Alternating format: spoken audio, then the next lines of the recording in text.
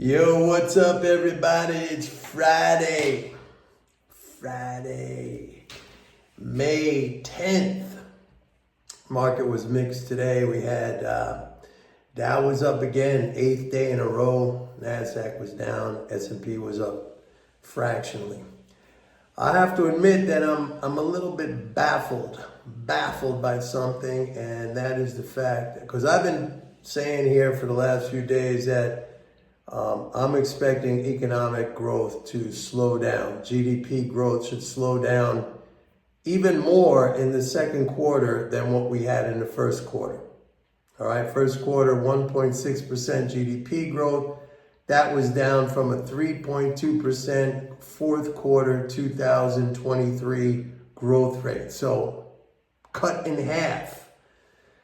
And I'm basing my slower growth rate on, the fiscal flows. I've been talking to you guys about that, how net government transfers, aka the deficit, is down 185 billion compared to last year. That's a pretty sizable haircut. Okay, in the first quarter of this year was down like around 70 billion year over year. Now it's down 185 billion. That's a decent size shrinkage, okay? Even though we're going to probably come in somewhere around 1.5 trillion on the deficit, which is historically still a very large number. I mean, since 2022, when we hit 2.7 trillion, then we dropped 2.9 trillion, then we dropped to 1.7 trillion, and now, we're going to lose another 200 billion this year. So these transfers are definitely slowing down. Okay, I've been telling you guys about this. But what's baffling me, I just took a look at the Atlanta Fed's second quarter GDP forecast, and they're coming in at 4.1%. That is very, very strong. And I just don't understand where they're getting at, because the consensus among economists for the second quarter is anywhere from 1.5% to 2.5%. They're coming in at 4.1%. And by the way, that number, 4.1%, that was just revised higher in the last week. Because last Friday it was 3.3%. Now it's 4.1%. So I don't know where they're coming up with that number. They're usually pretty good.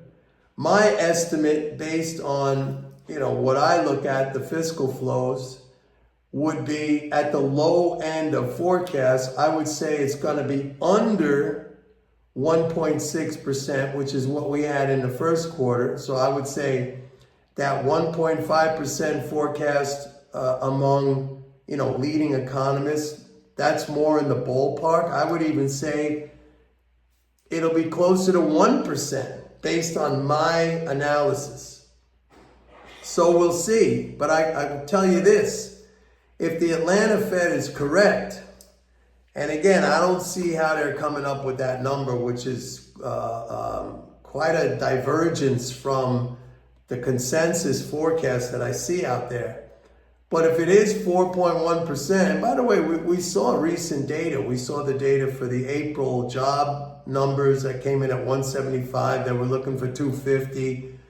So some of these numbers are weaker, okay? Oil prices are down, if that's a barometer of economic activity. But if it comes in around 4%, I mean, you'll see stocks much higher. I do not think we're going to hit that number. Okay, I just don't. With the fiscal flows, the way I see that trending right now, I just don't see us hitting that 4% number. They got 4.1%, and they're revising it up since last week. So I don't know, but it's surprising to me. It really is surprising. I'm going to stick with the analysis that I always stick with, which I tell you is the first derivative of everything economic, which is the core fiscal stuff that I talk about. So I'm saying that we're going to see anywhere from a 1% to a 1.5% growth rate in the second quarter. If I'm correct, and I've been saying this now for the last couple of days, I don't think the stock market reflects that right now. I think we've spent the last 6 months in a rally based on expectation of Fed rate cuts, which we don't even know if that's going to happen.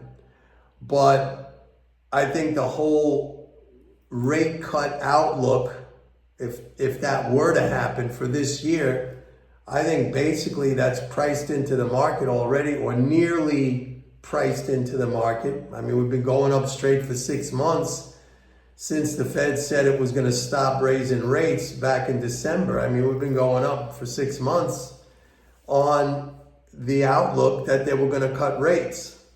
So I think a lot of that is already priced in, all right? And I think what's not priced in, clearly, is the slowdown in economic growth. Now, certainly the first quarter at 1.6%, which was half of the fourth quarter growth rate in 2023, you would have thought that we'd see a market correction off of that.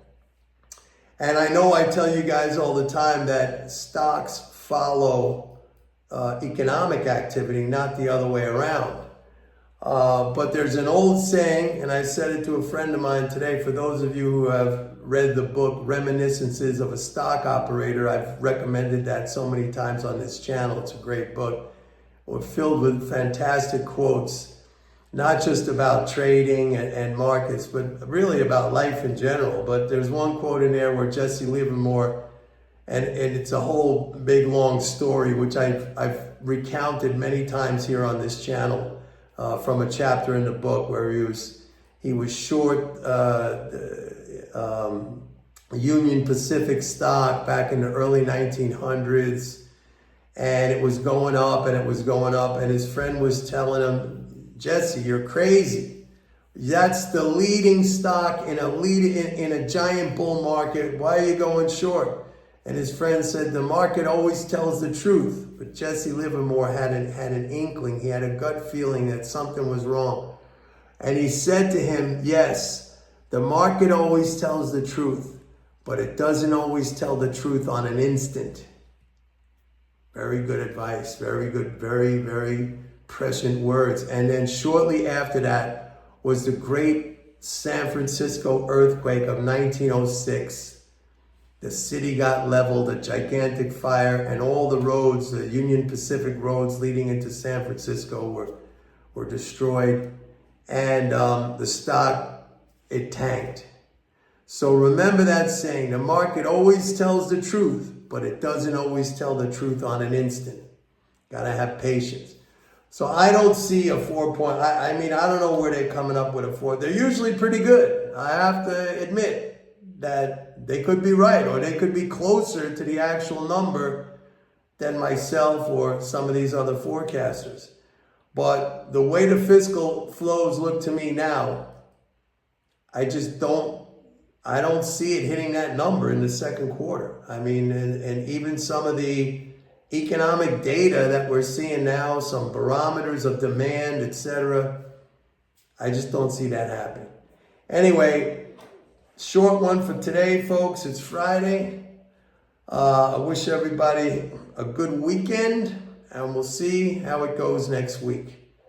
Next week, remember, May 15th is a quarterly interest payment. Then we get into a cycle that kind of like goes back to normal.